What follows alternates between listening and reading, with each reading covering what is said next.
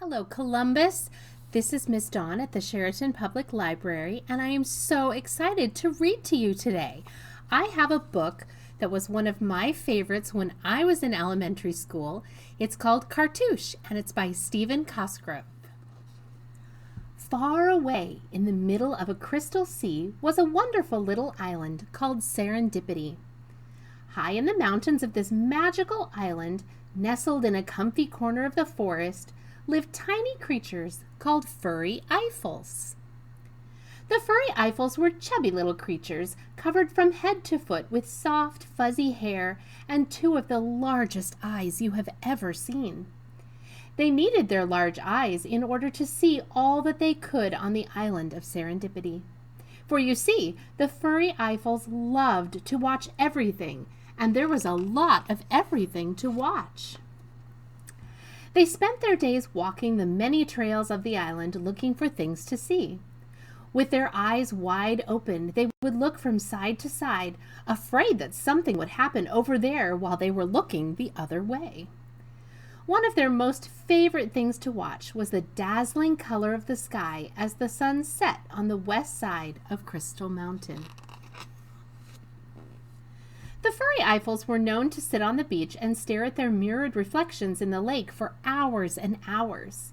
Their vigil would be rewarded when a fish flashed to the surface, making ripples on the water.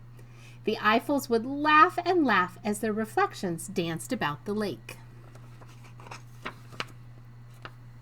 In the evening time, as the forest was wrapped in velvet darkness, they would carefully gather twigs and sticks with which to make a fire. As the night settled about them, they would gaze at the stars in the sky or simply watch the dying embers of their fire. Beauty was all around them, and they never missed seeing anything.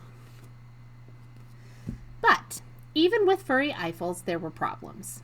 For you see, the Eiffels were so afraid of not seeing something that was beautiful that they never closed their eyes and never went to sleep. Now, without sleep, the furry Eiffels became grouchier and grouchier. You know as well as I do that if you don't get some sleep, you can become awfully cranky and sometimes downright mean. At least once a day, one of the furry Eiffels, who wasn't looking where he was going, would bump into another Eiffel.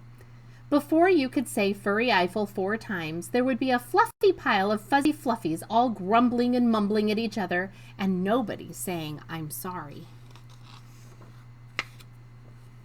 Well, things might have gone on like this forever, had it not been for one small Eiffel who stopped to watch an emerald green snake who was wrapped around the stem of a flower. All the other furry Eiffels crowded around the stem to see what he was looking at. They bustled and shoved and grumbled and growled at each other as the beautiful little snake wound softly to the top of the flower. "Who's there?" he asked quietly as his tongue flicked gently about and tasted the air. "Would you look at that?" said one of the Eiffels. "That snake is blind." Words of pity rang out from the furry Eiffels. "He's blind! He can't see! And oh, you poor snake!" "Well," said the snake, "my name is Kartusch, and I would hardly call myself poor." "But you must be poor," one of them said, "for you cannot see all the riches of the beautiful forest." "Ah," said Kartusch, "beauty is not just in seeing things. It is also in touching and hearing things." And with that, Kartusch listened very quietly and heard the beautiful forest growing in the warm, sweet-scented air. Well, the furry Eiffels were not to be outdone by the green snake, so they began listening very carefully to hear this beauty. But once again, somebody slipped, or maybe he was pushed, and the grumbling and mumbling started all over again. Listening to the bickers and grumbles, Kartusch laughed. "You call me poor, for I cannot see, yet you must be poorer still, for you cannot hear." "Oh, yes, they can. Oh, yes, we can," they said. "Just listen to this." And with that, they tried with all their might to listen to the beauty around them. But Somebody coughed, somebody sneezed, and then somebody banged somebody on the knees, and then all began grumbling and mumbling again. "It is of no use," said one of the Eiffels. "We will never be able to listen. We're just too cranky. None of us ever gets any sleep because we're afraid we might miss seeing something beautiful. And because we don't get any sleep, we're grumbly. And because we're grumbly, we'll never get to hear anything beautiful." Kartusch smiled a secret smile and slid down the flower to the grass below and slithered up onto a mushroom. "Gather round," he whispered, "and I shall teach you how to listen." All of the furry Eiffels crowded about, trying to get close to the emerald snake.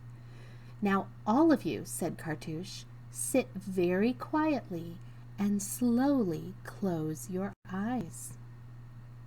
The Eiffels quickly sat down on the grass, and after squirming around, they all, one by one, began to close their eyes and listen. "I can hear it!" exclaimed one. "I can hear something beautiful." Sure enough, in the distance, each one of them began to hear the soft, muted sounds of an evening cricket playing his nightly serenade. "Keep listening," said Kartusch, "and not only will you hear wondrous things around you, but in your mind you will dream of all the beauty you have seen today." Slowly, one by one, the Eiffels gently fell asleep as the musical sounds of the evening wove their dreamlike spell. Kartusch listened to the soft sounds of the night around him and whispered, "I may not have eyes, but I can easily see all that I need to see when I listen with my mind." And with that, he too fell fast asleep. When you lie upon your bed, the day is done, all is said. Close your eyes so very tight and watch your dreams all through the night. The end. I hope you enjoyed this story, and I hope you enjoy some adventures with your very own furry Eiffels very soon. Have a great fun Friday, Columbus, and I hope to see you soon at the library.